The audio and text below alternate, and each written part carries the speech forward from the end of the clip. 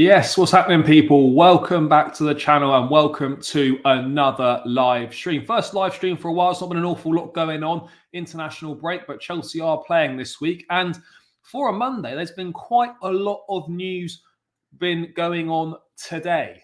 We've obviously got Chelsea fan groups at odds with one another. The fan advisory board have hit back at the Chelsea Supporters Trust claims a lack of communication with the fans over the future of the club. That's a big thing that we're going to get into. Former Chelsea employee Marina Granovskaya is facing questions about what she knew about the secret payments that were made under Roman Abramovich. And there's going to be an investigation into the alleged breaches of football spending rules. So another thing to cover there. We've got the latest on Andre Santos, whose loan move at Strasbourg could be extended for another season, which would make sense. Carney Chukwuemeka, unfortunately, he's returned to Chelsea from England under-21s to work on his fitness. Not the best news there. News on Chelsea signing talent from Africa. Again, fact that Chelsea would be open to selling Marc Cucurella this summer, which I'm not sure that would be the right thing or not. Antonee Robertson is a left-back that Chelsea have looked at and they admire him. I think he's a great player that could do a lot worse than signing him this summer. And yeah, loads and loads of other stuff to get in tonight's show, guys. So make sure you smash the like, subscribe if you're new around here. As always, get your thoughts in the chat. 50 likes minimum target as the first call, as it is every time. Let's say hello to a few people in the chat and then we'll dive into it. I don't actually know because it's not something I've looked into, but he seems to play for Fulham pretty regularly and the US. So from what I know, I don't think so. But again, I've not looked into it in detail. Yeah, almost over. Almost over. Yeah, it is boring. Fair enough. Yes, big up, big up. No, the Marina thing is legit. Like obviously there's no denying there's been some shady goings on under Roman. No denying it. We all know it. To what extent these shady goings on have been is remains unclear. But every Chelsea fan knows that there are dodgy dealings and underhand things going on under Roman. We can love him for what he did for this football club, but let's not pull the wool over our eyes here and pretend that there are no dodgy goings on, because there absolutely 100% were dodgy goings on. I don't know to what extent. There's been no charges yet, but yeah, there are dodgy goings on. There's no denying that. No denying it whatsoever. Look, again, there's been no charges put against the club. If, and this is a big if, there were charges placed against the club and we were found guilty, then you would, then that is obviously one of the options that would be on the table. But there's a lot of steps to go through before we actually get to that point.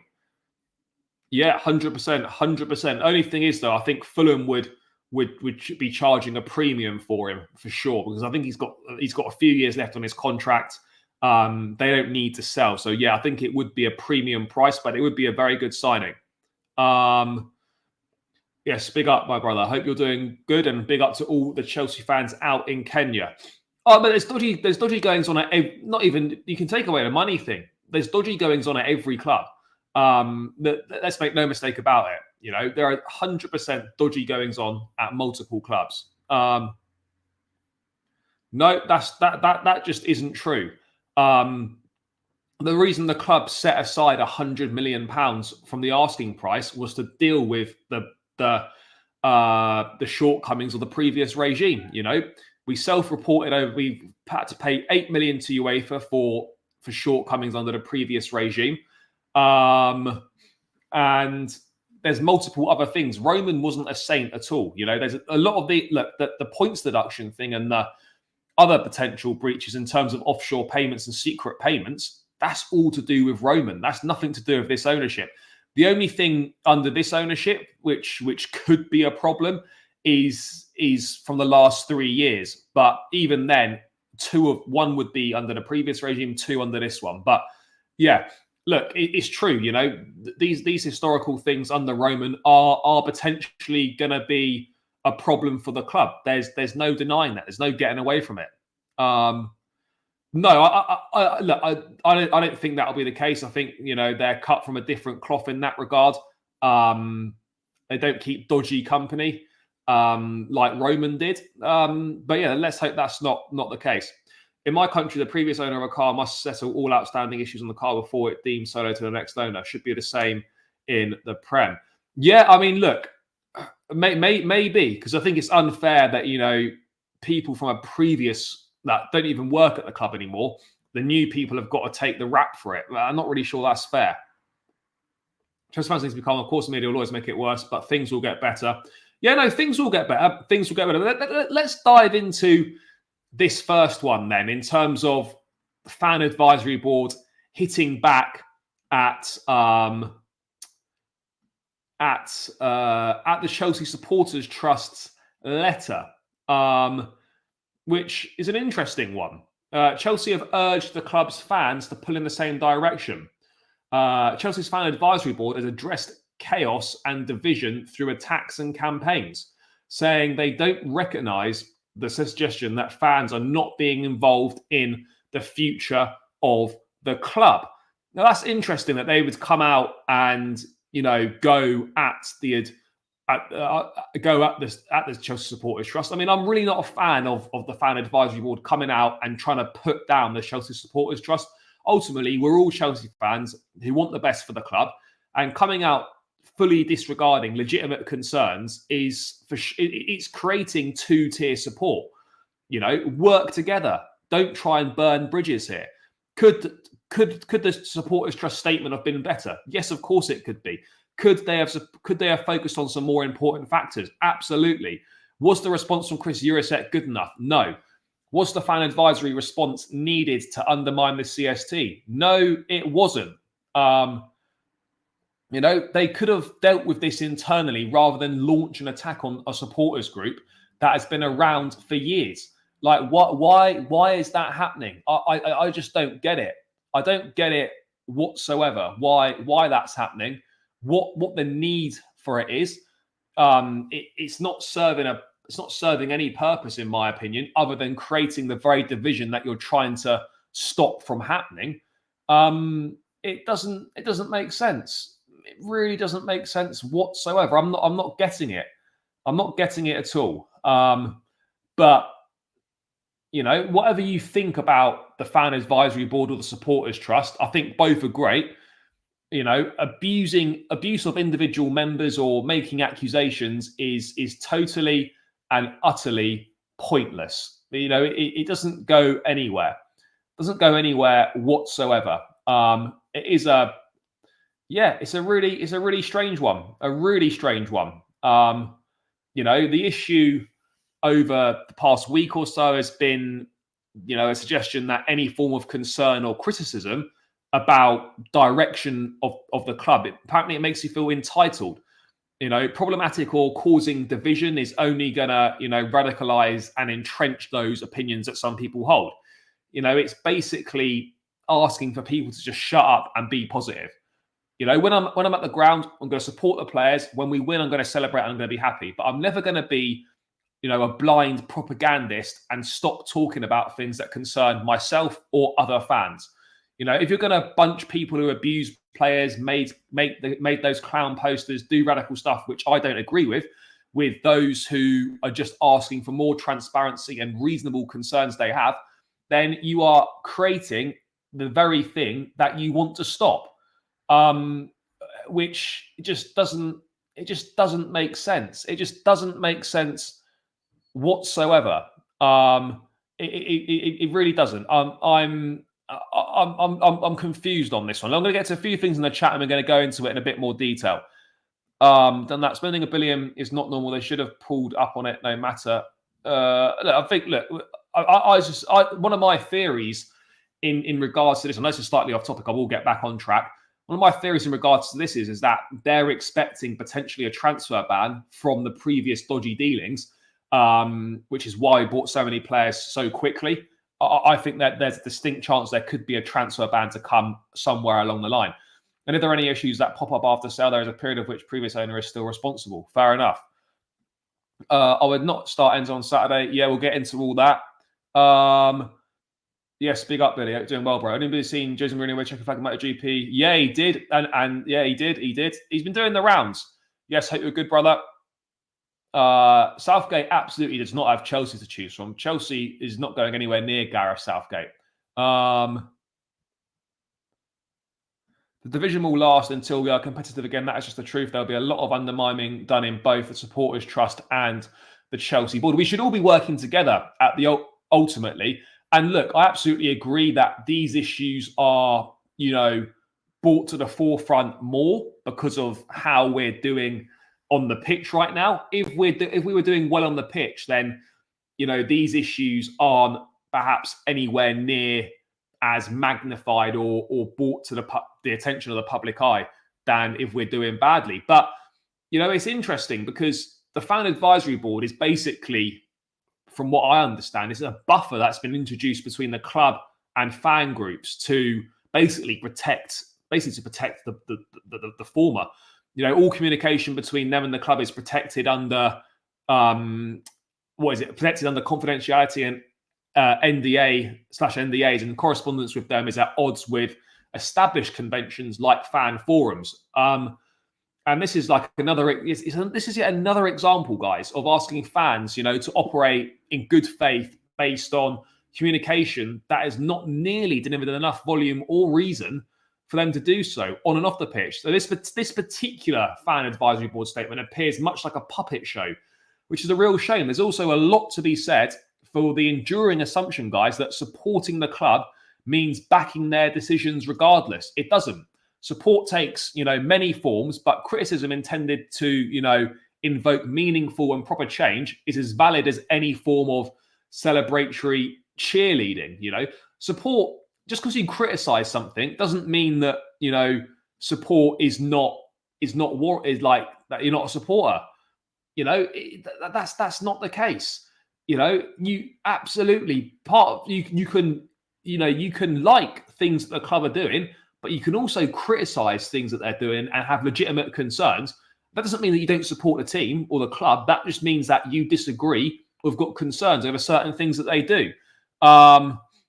It is an odd one, mate. It is an odd one. Like I don't get it. The very thing we need right now as a club is unity on all fronts, and like putting out conflicting statements like this is.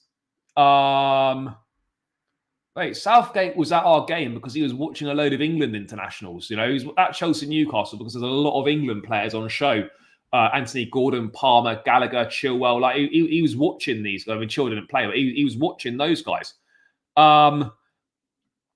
The trust between the board and supporters trust is not healthy. They need to find a way of solving the raised concerns. Mate, tickets aren't even on sale yet. You guys do realize that they spread the payments over time. Yeah. No, this is exactly it.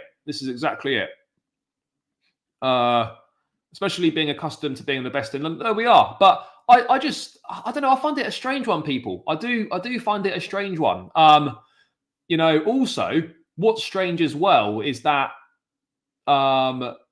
that the chairman of the Chelsea Supporters Trust is also the same person who is an elected member of the fan advisory board as well. So how can he be the Chelsea Supporters Trust chairman and then he's also a member of the fan advisory board, but there's conflicting statements have gone out going against each other? It's strange, but unfortunately, guys, we're in a situation now where the previous ownership, for want of a better phrase, got into bed with a shambles of an organization that wanted to leave, legacy fans behind.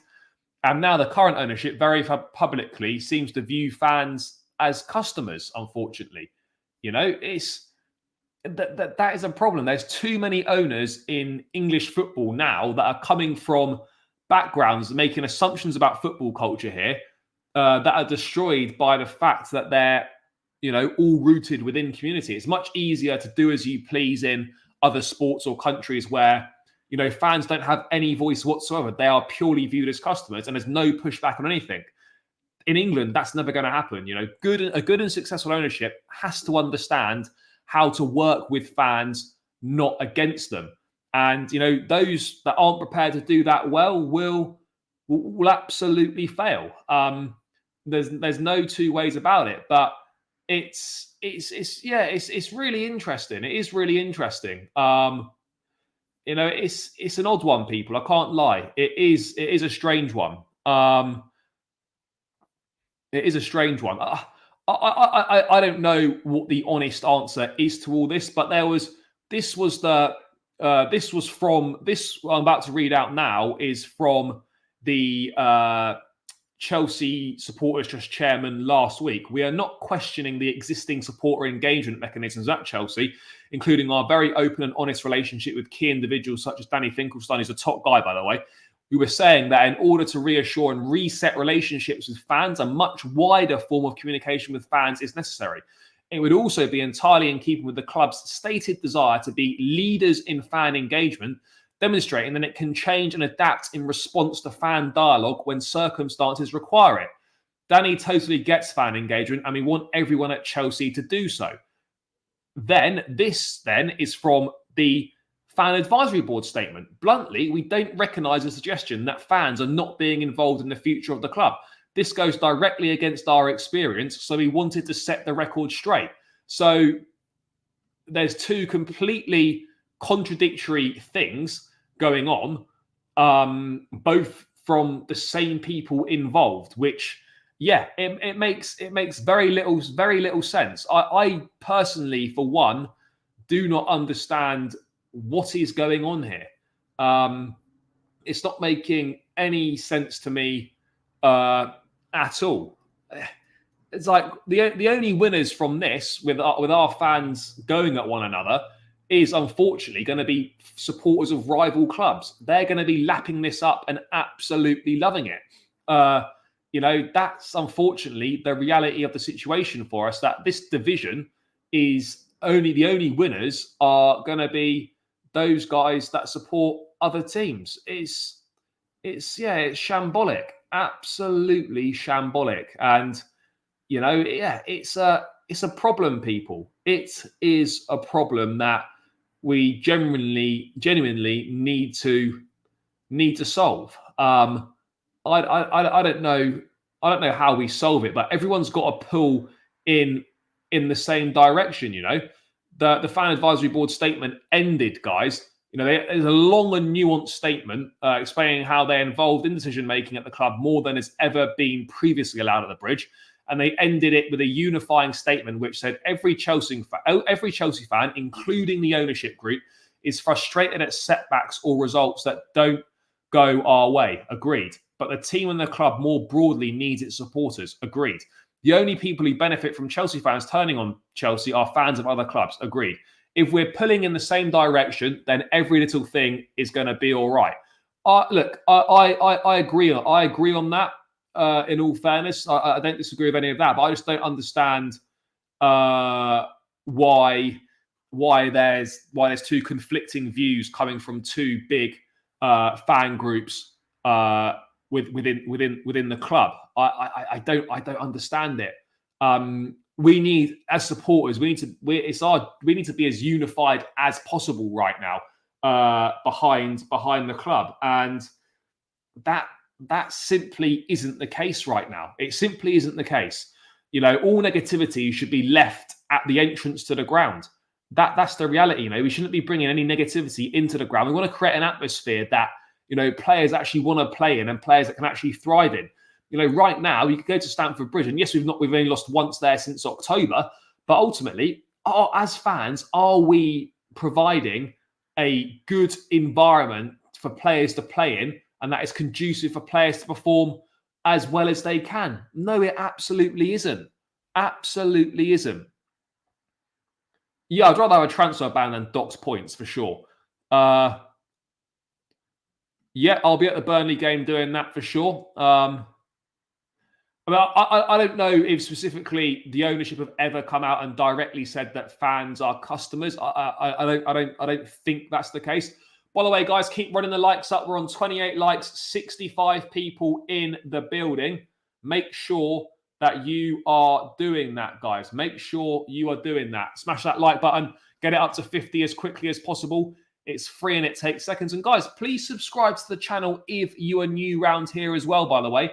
It takes seconds to do, heading towards 9,000 subscribers. So please do subscribe if you haven't done so already, and help me get closer to that landmark. But yeah, run the likes up, guys. It's free and it helps out more than you can imagine. I mean, it feels likely they view our club as a brand and not necessarily as a football club. Look, potentially, yes. When Ed Barley said American sports is bigger than Europe, no, I think Europe is a long way behind American sport in a number of things, 100%.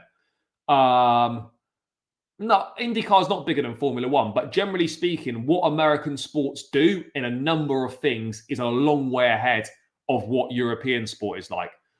Would you be interested in being on the show Con and Pice do? Yeah, mate, I've signed up to the room. I haven't taken part yet, but I will take part. Both of them are my guys. Big up to them.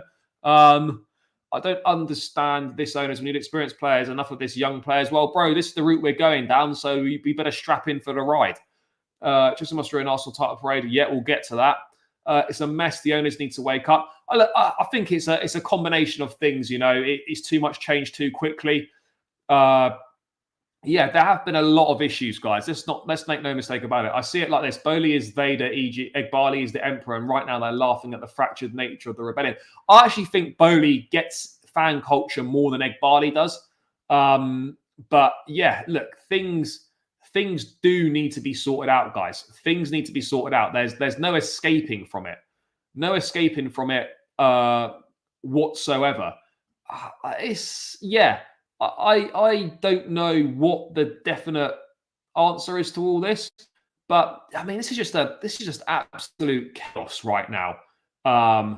You know, and it's more division among supporters, which has obviously taken a new twist, which we want.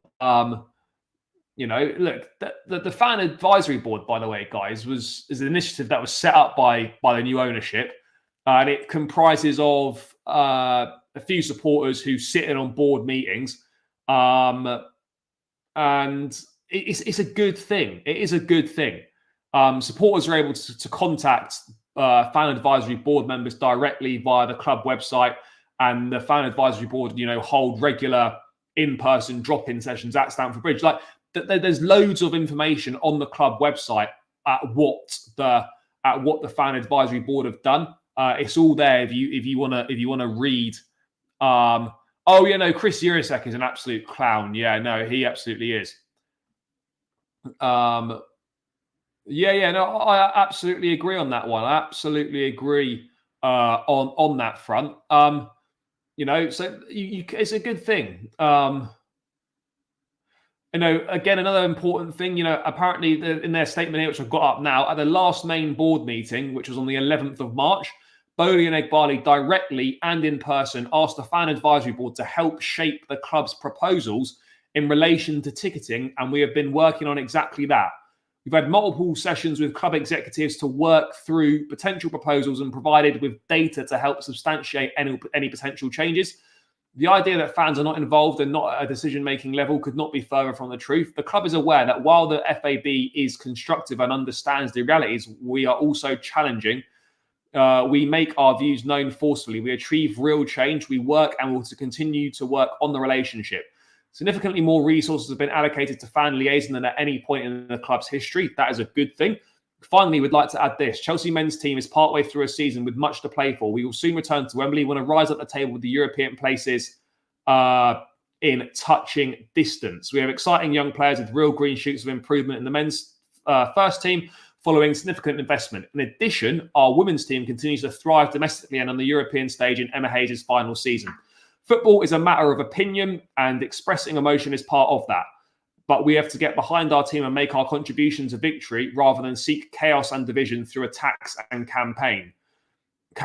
That is the most important part of that system. We have to work together. There's no point dividing the fan base into sort of like two tiers of support. You know, one where you back absolutely everything the club does, and another one where even if you support a team but you call the club out on certain things, you've got doubts. That means that you're not actually supporting the team. that all that sort of business, that absolutely has got to stop, must stop. Every Chelsea, I've already read that. That is the one thing we have to get behind the team and make sure that we are doing our best to contribute to victory, much needed victory as well. And right now, I don't feel we're doing that. I don't feel we're doing that. There's too many fans out here that aren't, just don't know what support is. That is the problem. I'm okay with being labelled as a customer as long as they offer me a decent product. Yeah, no, that again, I hear you on that front. The fact that you're going to be paying more for an infinitely worse product right now is a problem. That is the problem. That does need to change. The main things we need to sort out: medical staff. Yeah, that needs to be sorted. We need one new sporting director. Again, that's not going to happen, but I absolutely agree with you. And this window, a CDM and a striker. I don't agree on a defensive midfield player because we have got Romeo Lavia, but a striker, absolutely. We have to make a streamlined process. Yeah, one thing I would agree with is that there's too many people involved in the decision-making process. That has got to be streamlined and run down. Far too many people involved in the decision-making process. There's too many cooks in the kitchen on some of these things. Too many. Yes, big up, brother. It would be nice to see you team up with Eunice, Matisse, Miz, Lewis, and George. I could certainly sort that out. I've got Matisse's number actually, so I will send him a message and see if we can get something sorted out. I know he's a busy guy, and I will obviously reach out to the others as well. How can the same club be run differently in terms of the men and women's team? That is a good question. One which unfortunately I don't have the answers to. But it's going to be interesting to see what happens with the women's team when Emma Hayes leaves. That will be very interesting to see what happens on that front. 100%, bro, 100%. And this is what a lot of people don't realize is that just because I forgot what I was going to say now. Oh yeah, just because they play football for a job doesn't mean that you're going to your workplace is any different than sort of me or you. If you go into work and it's a shit environment, you're not going to do your best work there, are you? It's exactly the same for these players. We've got to do our bit and be that 12th man. And I'm sorry, away support is good, to be fair, but home support we simply aren't doing our thing. We simply are not doing our bit. And that really has got to change, must change. I don't really know. I mean, to be honest, out there right now, maybe you look at someone like Paul Mitchell who'd be available, but there aren't that many out there. Now, this wouldn't be all at the same time. But yeah, look, I think ultimately the main thing is that we have to be pulling in the right direction. Having a civil war between two separate, fan groups is not conducive whatsoever. The very thing that we don't want to happen is the very thing that this sort of thing is going to cause. So this needs to stop. Everyone needs to pull in the right direction. On Saturday, everyone that's there needs to create an environment and an atmosphere that is going to be conducive to performing well in. Do your bit. Yes, as a fan, it's very. I get it. It's hard to control your emotions in the ground, but going after players and booing players and this and that, that's not helpful. That's not helpful whatsoever. Bro, Michael Edwards has gone back to Liverpool. Signed, done and dusted. Not happening. You've seen plenty of times this fan base can't agree on anything these days. No, but the one thing I'd like to think we could agree on is the fact that we all need to pull in the right direction. That is the reality of the situation, people. Chelsea's ability to attract good players decreases when the atmosphere is toxic. Yeah, I actually think, you look at that and the way that the team's playing, and you might actually sort of start thinking fuck, do I actually want to go there to play in that sort of environment? Do I want to, do I want to play somewhere where if I do something wrong or don't play well for a few games, instead of getting supported, I just get torn down at the first time of asking. That's not good. Bro, I hope he doesn't either, but I wouldn't be surprised if he does, particularly given the international break. Yes, big up, brother, big up. Can shed some light on any news regarding Cole Palmer? No, that's nonsense as far as I'm concerned. Not seeing anything to do with that whatsoever.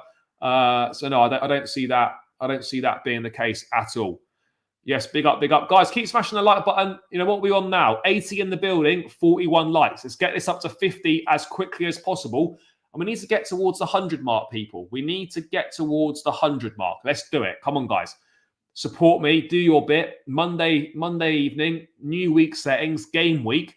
Yeah, do your bit, guys. Run the likes up, people. Run the likes up. And subscribe if you're new around here. Get behind the young players. This has to be the priority. No point in worrying about what might happen off the field until the decision is made. Absolutely agree. Absolutely agree on that front. Ultimately, we're not in control of what's happening off the field whatsoever. But we can have, as fans, an impact of what happens on the field. And that's what we've got to. That's what we've got to do. You know, focus on what we can control and what we can help with. We can't do anything about these predated charges. We can't do anything about things off the pitch, really. So we've got to focus on helping the team on the pitch by providing good support, getting behind the players, regardless of whether you like this manager or not. You should want him to do well because that means Chelsea do well. You know, that is the situation right now, people. Yes, bro. Just send me a message on Twitter, and we can absolutely sort something out, mate. Absolutely. But yeah, let's move away from all that. Our squad is young. There should be a balance between youth and experience. Yeah, there should be. Rather than experience per se, I think we're more looking at a situation where we require leadership. Leadership is what we're massively lacking. We need leaders. We don't have leaders at this point in time. So yeah, no, I'm not sure about Gazidis. Is Gazidis at Milan? He was at Arsenal, Milan. I don't know where he is now. But yeah, look, we need leadership. Desperately need leadership. But let's move away from that, and we are going to move on to the other thing, and that is the latest in regards to the predated charges in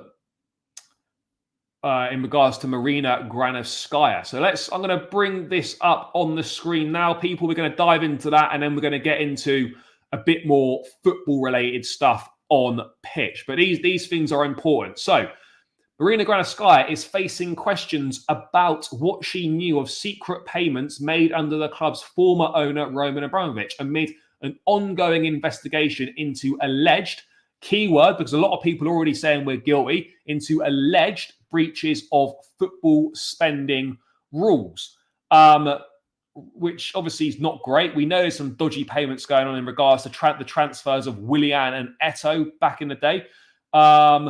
Findings also raised questions about what former Chelsea chairman Bruce Buck knew. At the time of the payments, Buck was head of pay at the Premier League. The body that would have investigated Chelsea's spending had an investigation taken place. Do you know what? It's kind of making sense a little bit as to why maybe this ownership was so quick to want to move these people on. Obviously, no, bro, this is not BS. These are legit things. Like these dodgy offshore payments, they did happen. You know, let's not put our heads in the sand here and pretend this stuff's not made up. This shit did happen. Obviously, we've not been proven guilty of anything, but as the saying goes, there's no smoke without fire. Chelsea will have legitimate questions to answer on this. They absolutely will. The former Chelsea. So I'm just going to go through this article quickly. The former Chelsea chief executive, Marina Granovskaya, once described as the most powerful woman in football, is facing questions about what she knew of secret payments made under the club's former owner, Roman Abramovich, amid a continued investigation into alleged breaches of football spending rules. Details of millions of pounds in fees funded by offshore vehicles belonging to the Russian oligarch emerged last year as a result of the Cyprus Confidential Leaks project, published by The Guardian and international partners. Documents from the files indicate that Granovskaya, a close associate of Abramovich, who ran Chelsea until he sold the club, knew about some of the transactions, including a fee paid to the agent of Eden Hazard. She also appears to have benefited personally from some of the payments, raising questions over whether she received extra money from Abramovich for her work at the club on top of her Chelsea salary. The files suggest offshore companies in the Abramovich network made loans to Gallagher worth £7.5 million to finance the purchase of a house in Fulham near the club's Stamford Bridge Stadium, and a payment of £1.63 million for financial tax and legal due diligence. The Premier League is investigating whether Abramovich secretly subsidised this team by using offshore companies to make payments, which should, under rules designed to ensure fair competition, have been made by the club itself from its own bank accounts. That, to me, doesn't strike me as a surprise. Doesn't strike me as a surprise at all. I don't know where we signed. I don't know where we signed him from. I don't know where. No, I don't think so. Because these things take ages. These things take a long time to come to fruition. A long time. Yes, big up to everyone that's locked in, by the way. 90 people in the building. Keep smashing that like button, guys. Haven't even reached 50 likes yet, but we're approaching 100 people in the building. So big up yourselves, every single one of you. Let's get this up towards 100 likes as well. Please smash that like button and please subscribe. Offshore payments is not a new thing, but it's not legal either. So, like, if we've found to have done these payments and it's illegal, then we're gonna have to take our we're gonna have to take what comes to us. See, no, yeah, I mean that's just unfortunately the nature of the beast right now. That is the nature of the beast for us. All this bullshit about Chelsea, where the Man City secret payment stuff. Look, mate, if that's happened, these things will come out in due course. These things will come out in due course if that is the case. Let me get back to this article. The material raises questions about oversight of the club's affairs by its board, which was chaired by Bruce Buck during Abramovich's highly successful reign. Buck was a partner at the law firm Skadden, which acted for Chelsea and Abramovich for 2 decades and held senior positions at the Premier League, which acts as both regulator and promoter for its member clubs.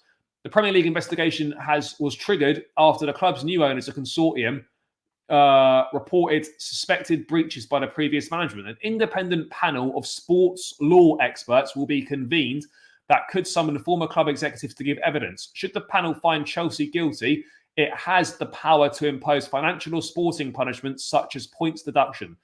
No detail of the transactions under investigation have been publicly disclosed by the club or its regulators. However, a leak of documents from an accounting firm in Cyprus, which acted for Roman, revealed a series of payments over a decade to managers, scouts, and football agents connected to Chelsea.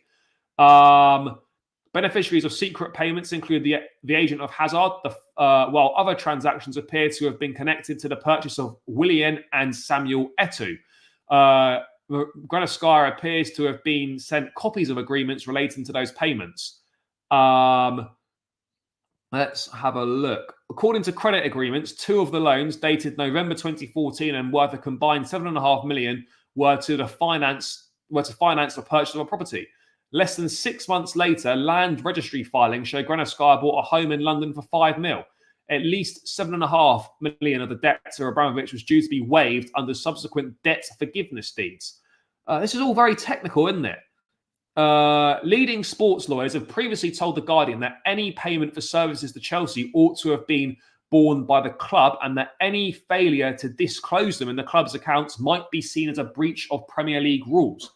The documents also suggest, keyword here suggest, that Gallagher may have known of payments made by one of Abramovich's offshore vehicles to a football agent and an advisor, both of whom did business with Chelsea. What else have we got going on here? I mean, it's all very techie, this, isn't it? Let's have a look. Well, the Premier League, which oversees top clubs' finances, did not open an investigation into Chelsea until last year, after the club's new owners reported that incomplete financial information had been submitted during Abramovich's tenure. In 2012, while Buck was chairman of Chelsea and Premier League's pay committee, he promised Chelsea would comply with UEFA's financial fair play spending limits via legitimate means. These, he said, would include cutting spending and increasing sponsorship revenues. The following year, he criticised FFP rules, which he said risked maintaining the status quo in football. The Premier League imposed its own spending limits 2 years later. What else have we got? Lawyers for Chelsea have previously said that the payments predate the current ownership regime and that the club had self-reported potential financial irregularities from that period to the football authorities. So, all in all, people, if we're being brutally honest, this isn't really painting us in the best of light. If we've got to be honest with ourselves here. I mean, yeah, potentially we could look again. This is potentially, guys. Let's be honest. The reading into that, it doesn't sound great. Again, it's being looked into. We've not been charged with anything. Anything saying otherwise is purely speculatory clickbait. But yeah, it's not great, to be honest. It doesn't matter about what Roman was like. No amount of trophies will undo dodgy dealings. Do you know what I mean? Like, ultimately, we can love him for everything he's done for the football club, but at the end of the day, like, if he's done dodgy shit, which I wouldn't be surprised if he has, then that does taint him slightly. This is all done and dusted with the past regime. Whereas our 5-year, I mean, I don't know how all this works.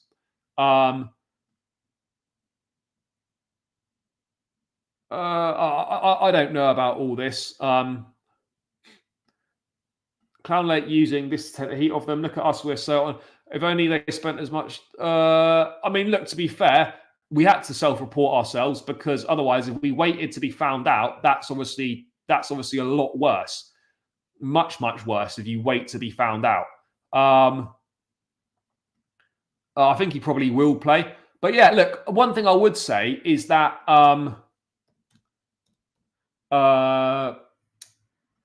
this ownership would have done its due diligence,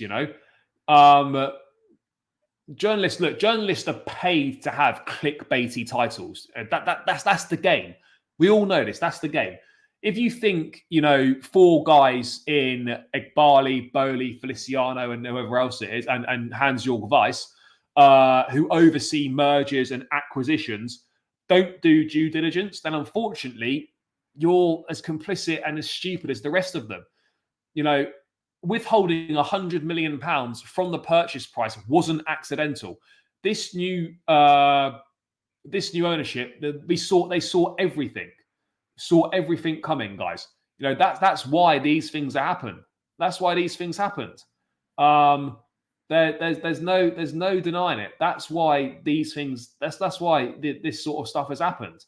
But look, remain to be seen. The investigation is ongoing.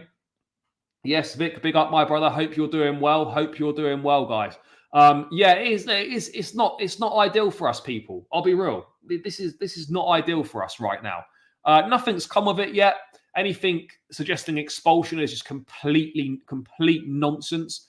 But we've got to be honest with ourselves here. Like, it's not great. It doesn't look great. It doesn't make good reading. Look, self-reporting was absolutely the right thing to do. There's no denying that. No denying that whatsoever.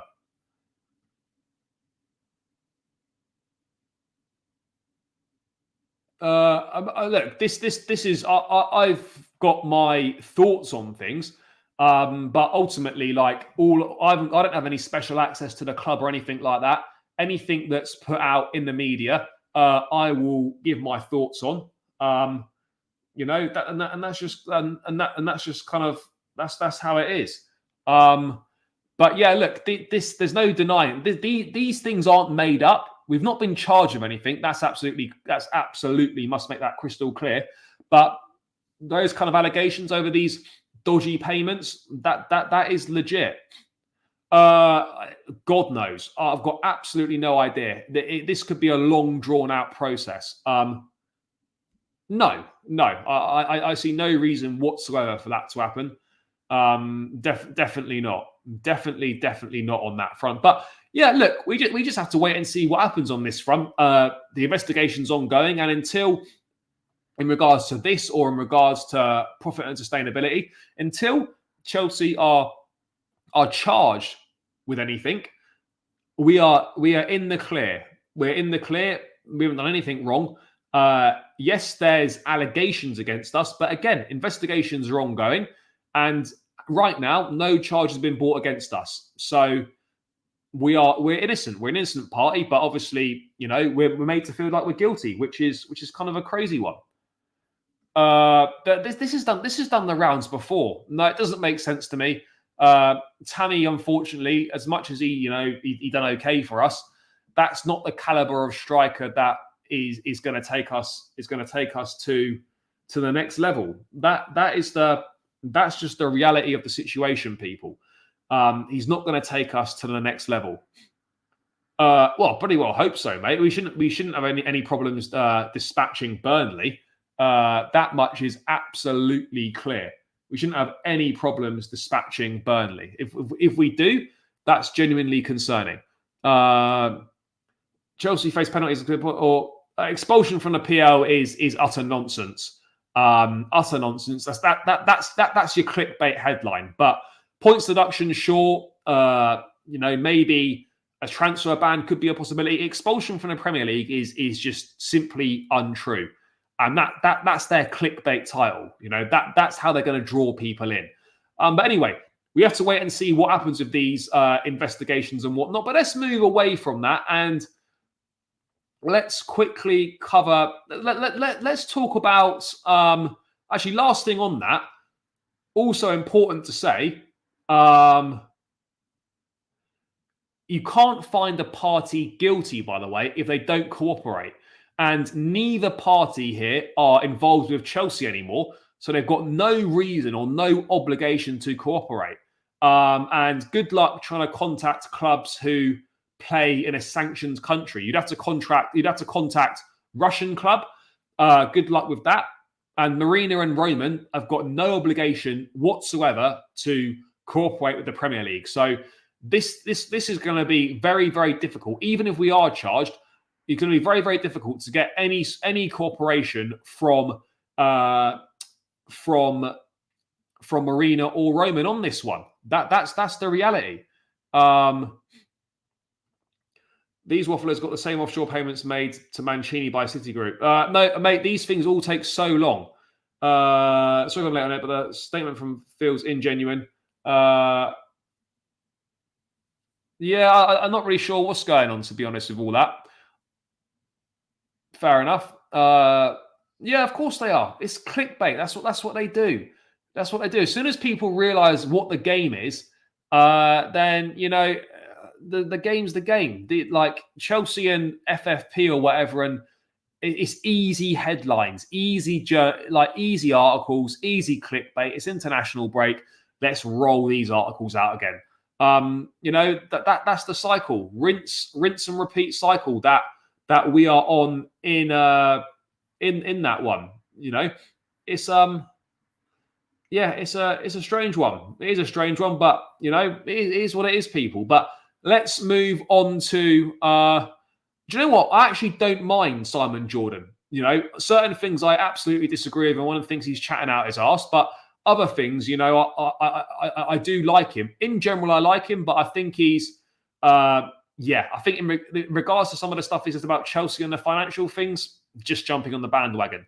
But yeah, look, in general, I do like him, but I think some of his stuff is nonsense. Let's not get away from it.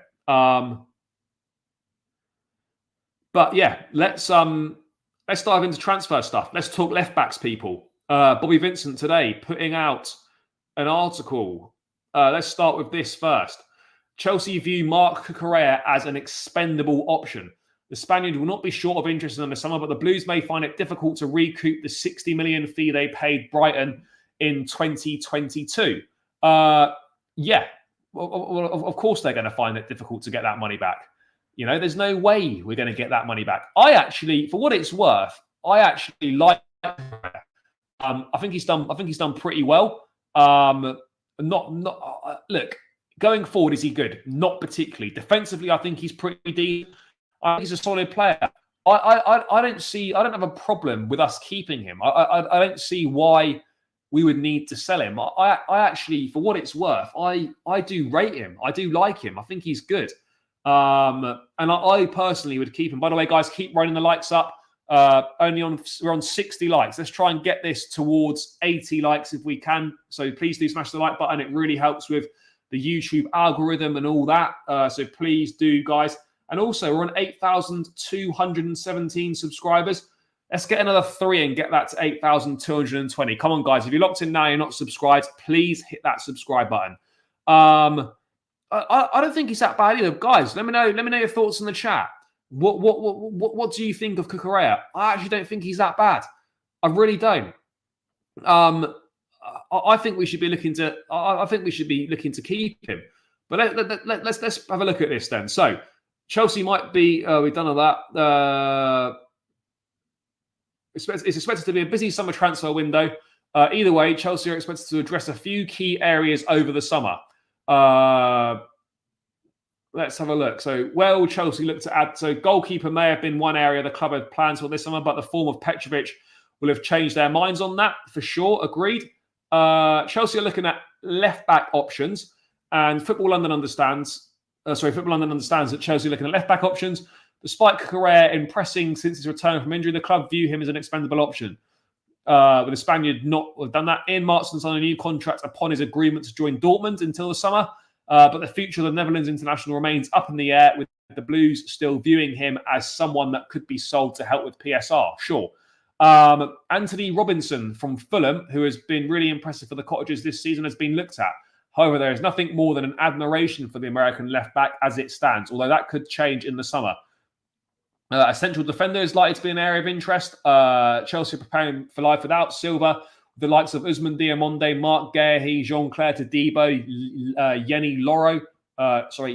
Lenny Yoro, of all of interest. Potentially a wide attacker and a striker are being looked at. Sterling is happy at Chelsea despite recent criticism.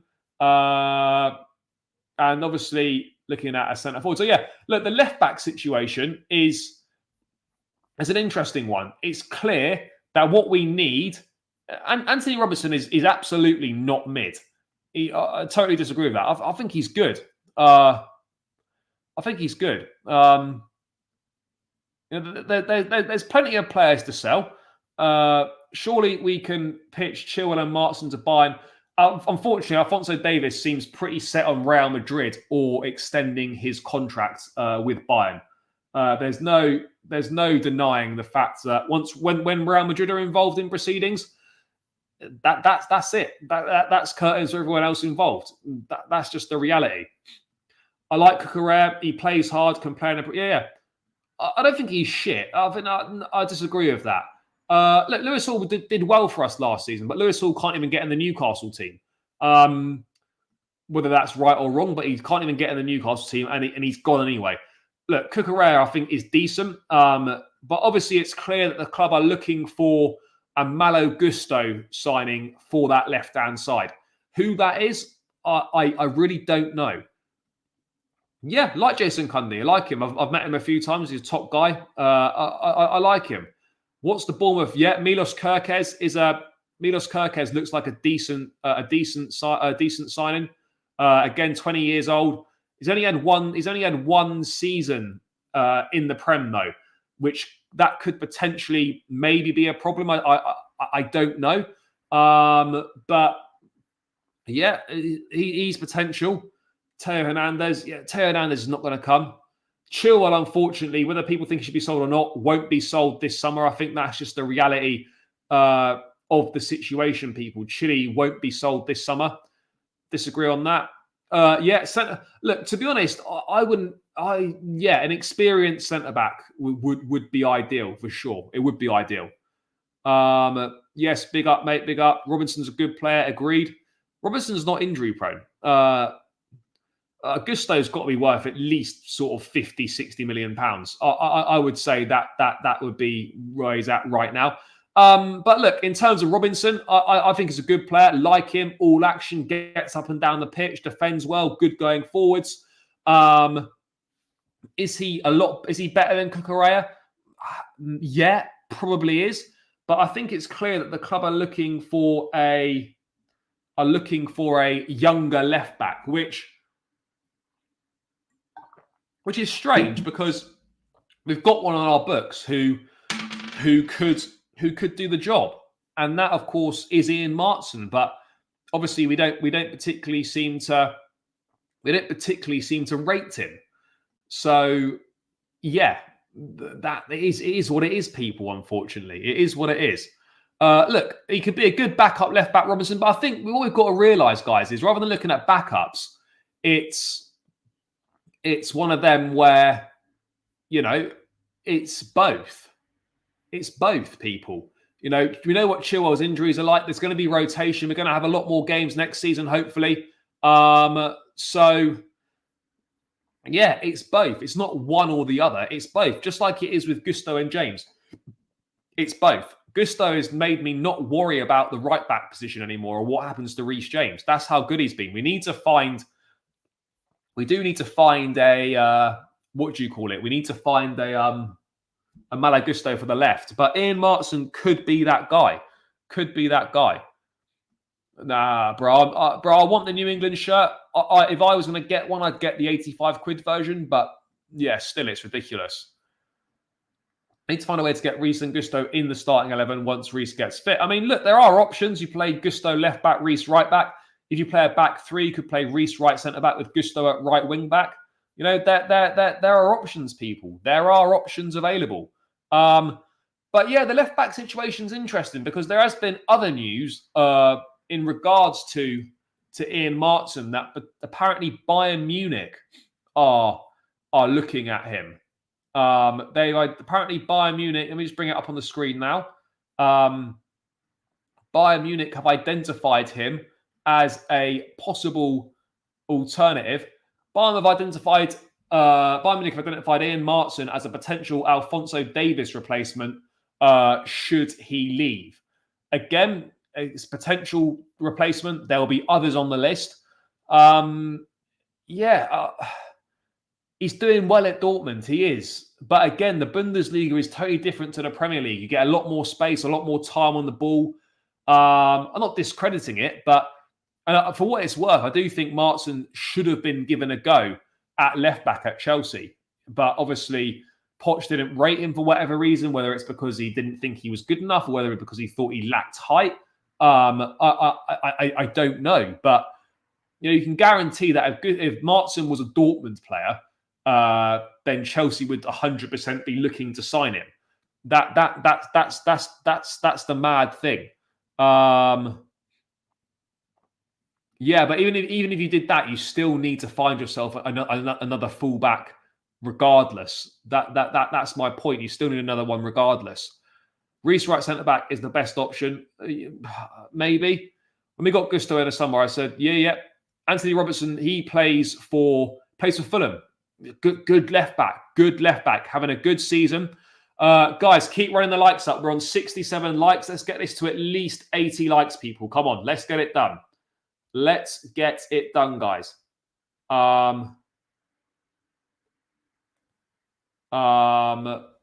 Let's get it done. Run it up, and keep subscribing to the channel as well.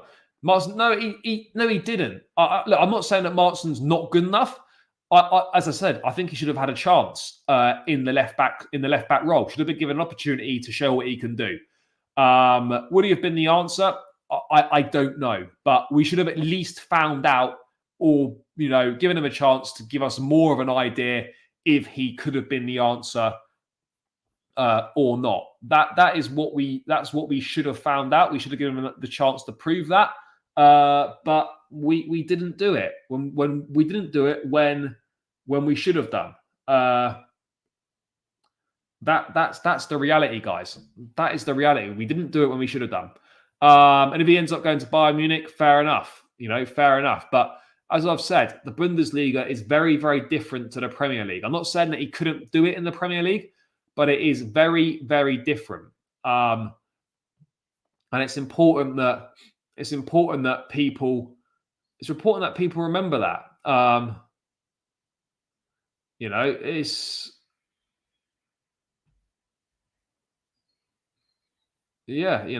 important that we get this right. I don't know what the left back market is like. I don't really know who there is. There's obviously Robinson. At Fulham, Milos Kerkez. There's a left back playing for the French side, Brest. I'm forgetting his name now, who's well thought of. There are a few options. Again, it's clear we're going to be looking at a younger profile of centre back.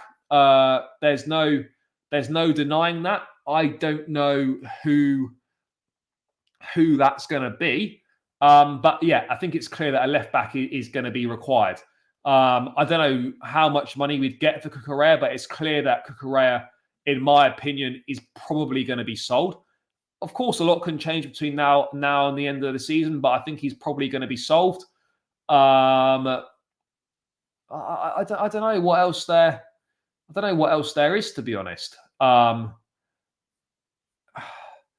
Yeah, I mean, I personally would keep what we've got, but it's clear that they're looking for a slightly younger, more talented player. Depends how fit James can say, but I'd probably say James. Not too many footballers with leadership skills. There's a few. Reece could play right centre back or DM.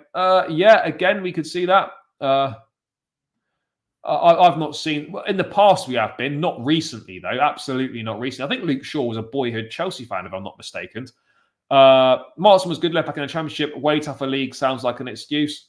I don't know. I'm not sure. But as I said, he absolutely should have been given a chance. He should have been given a chance to prove himself. Yes, brother. Big up for your support. Enjoy the rest of your evening. Big yourself up. All they care about is profit, and the sooner everyone. Again, it's not true. Like, yes, we need to raise some money this summer. 100 million quid is the reported figure. We will easily do that. And yes, unfortunately, academy stars and go down as pure profit, and are gonna be some of them are going to be sacrificed. Martin, Broja, Chalobah, maybe Gallagher. Look, I don't agree with it, but it's the quickest way to make money. Unfortunately, what are your views on the fan base wanting? And I've not seen anyone wanting Enzo gone. I'm not really sure who's been saying that. I certainly haven't seen it. It doesn't make any sort of sense to me at all. I think he's a top player. Again, let's wait and see how he performs when he comes back from this hamstring surgery. And let's see what happens. I wouldn't say he was like a huge difference maker, but yeah, he certainly looked bright and he made an impact. Fair play to him. Fair play to him. Yeah, guys, come on, keep running it up. What are we on? 73. Well, let's get this to at least 80 people. Come on, run it up, run it up, run it up. Do your thing, guys. But let's move away from the left backs. It's going to be interesting. Martin, I think, should have been given a go. I wonder if he's going to hold off potentially on his future to see if Pochettino is going to be the manager. Because obviously Pochettino doesn't rate Ian Martin. But if, for whatever reason, Poch might not be here next season, maybe another manager would rate him, in which case maybe he does have an opportunity. But then again, I think they're pretty set on... I think they're pretty set on selling him, unfortunately. Do I think Mudryk should be a regular starter now? Yes, I do think that. I do. I think he deserves to be starting a regular run of games. Yep, agreed on that. Agreed. Let's move away from this left back stuff, though, people, and let's move to. I've done that. What was I looking at? Done that. Let's have a look at. Let's talk about Andre Santos, because reports coming out of L'Equipe in France are suggesting that Andre Santos's loan deal from Chelsea to Strasbourg could be extended by another year. Patrick Vieira is happy with Santos and what he has brought to the group. This, to me, makes a lot of sense. We've already wasted half a year of Santos's development with the failed loan at Forest. He hasn't played an awful lot of Strasbourg, but he's now starting to feature a bit more. And I think this makes sense. A full season under his belt in a top 5 league, playing week in, week out in France. It makes sense to me. It makes sense. And, I don't think he's ready, despite being impressive in pre-season. I don't think he's I don't think he's been I don't think he's ready. I don't think he's ready for Chelsea right now. So I think one more season on loan at Strasbourg is definitely the right move in my opinion to send him on loan to Strasbourg for another year, just extend that loan. Makes perfect sense in my book. Makes perfect sense. Yeah,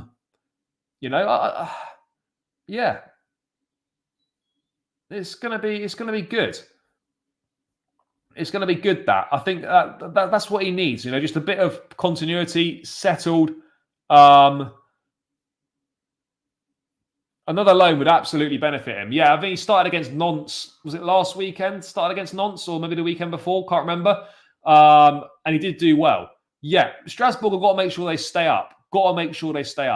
Another loan would only benefit. Yeah, another loan would absolutely benefit him. Why do we buy Santos, Ugachukwu, and Casadei? Ugachukwu is a defensive midfield player. Again, do I think all these guys are going to have a big future at Chelsea? I don't know. Casadei to me is the interesting one. We recalled him from loan and he's barely played. So we should have just left him at Leicester, to be perfectly honest. We bought him back to cover for the injuries to Ugachukwu and whatnot. You then get Pochettino moaning about lack of options in midfield, but he's got Casadei, who he specifically recalled. He sent Andre Santos away on loan. I don't really get it. I'd say that's good. Who better to learn from than Vieira when it comes to playing midfield? Yeah, of course. I would agree with that. I don't think Angelo Santos is ready. Angelo Gabriel, sorry. For me, I don't see it. I'd say that Amari Hutchinson is closer to being involved in the first team than Gabriel is, than Angelo is. Sorry. Hutchinson's tearing it up in the Championship, a difficult division, harder than the French league for sure. I would say that Hutchinson is absolutely, in my opinion, ahead of Angelo right now. That's how I see it. But yeah, this would definitely 100%. This would be good for Andre Santos to extend his loan for sure. Absolutely, for sure, he should be doing that. And yeah, just have a settled season under his belt. That's the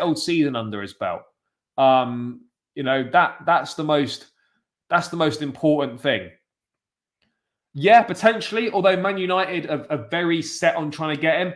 But yeah, I think we should absolutely be looking to go in for him for sure. We should absolutely be looking to go in for him.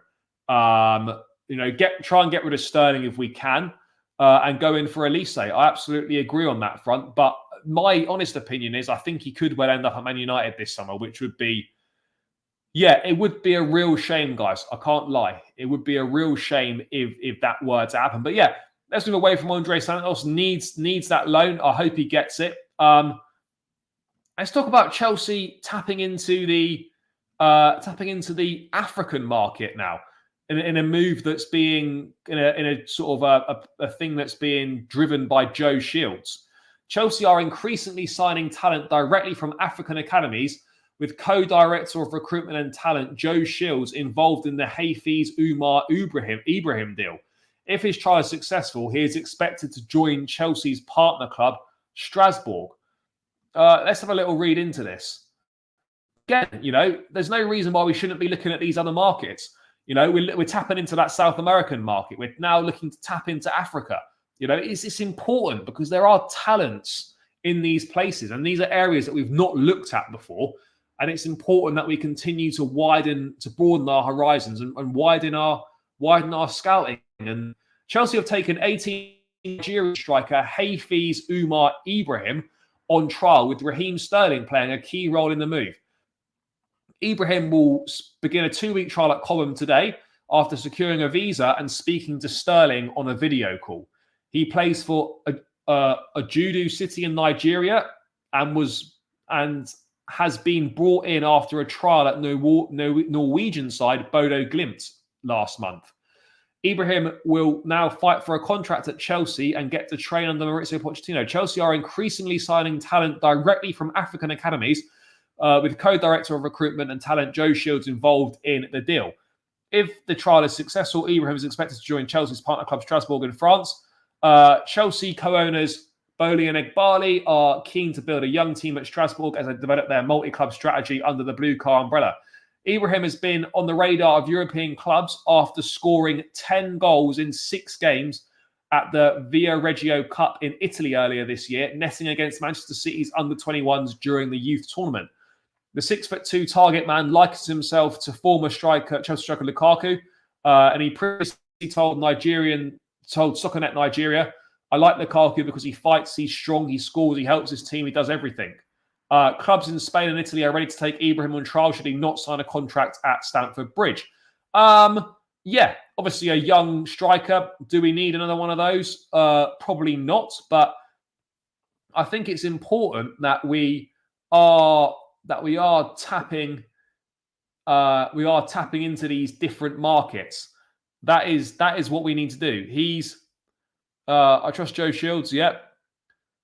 At this point, they need to let Joe Shields bring in any young player he wants because the man is all hits. Yeah, bro, the man is straight hits. Like the UK top 40. Joe Shields is straight hits, people. Straight hits. Yeah, we should be trusting his judgment. How many players are we allowed to send to Strasbourg? You're allowed to send 3 on loan to the same club, but it doesn't mean we could sign these players as like to Strasbourg, and then we can obviously buy them ourselves or whatever. So they don't necessarily have to come straight to Chelsea. He's 18 years old. It's better for young Brazilian players to play in the Portuguese league and the French leagues. Yeah, a lot of South Americans go and play in Ukraine. I don't think Chukwuemeka will get a real go because of what was happening. Well, look, Chukwuemeka's different position to Enzo and Caicedo, I'd say. If he can turn and pass, sign him. Fair. Yeah, again, we've had a lot of African players, a lot of successful African players. Essien, Kalou, Mikel, Drogba, to name four of the big ones. You know, the African market, I mean, obviously they were African, but we didn't sign them from Africa. But yeah, I think there's a lot of talent in Africa. There's no denying it. And if we can, start to tap into some of this talent and explore it and find it, then yeah, I think we're definitely going to be heading in the right direction on that front, guys. 100%. But yeah, let's see how Hafez Umar Ibrahim does. And in a couple of weeks, we'll find out whether he's been given a trial or not. But I think it's really important that we are looking to tap into different areas of the world for different players. Do you think we get Osman in the summer? No, I don't think we will. Plus, I don't really think it's the right move for us either. And just last thing to wrap up with, guys. Unfortunately, Carney Chukwuemeka has returned back to Chelsea from the England under-21s. He returns early to work on his fitness at Cobham as he looks to play a key role in the remainder of the season for Chelsea. I'll be honest, I think there's so much talent there. The problem is, I can't lie, it's concerning how many setbacks he's having at the moment. It really is a concern. There's no getting away from the fact that it is concerning. Look, it's good that he's not going to be risked in the final game. But as I said, the amount of setbacks is alarming. He's a really, really talented player. So we have to really hope that he's not defined by injuries. We have to really hope. But yeah, that's the latest on him. Maybe we'll get Cisco, I don't see. I really don't know. If we can't get Tony, who would your next choice be? Well, I'd say Osimhen probably. But again, someone like a Gyökeres is a good player. Yeah, well, he was signed from a club in the Ivory Coast. He went to Norway and then we signed him and he's on loan at Burnley now. But yeah, there's definitely talent out there in other less traditional markets, shall I say. And it's important that we look at that. It's absolutely important that we look at that. But yeah, guys, big yourselves up. I'm going to round this one out here. Please do keep smashing the like button on the way out. 79 likes. Let's get this up to 80 likes. Let's try and get it to 90 likes on the way out if we can.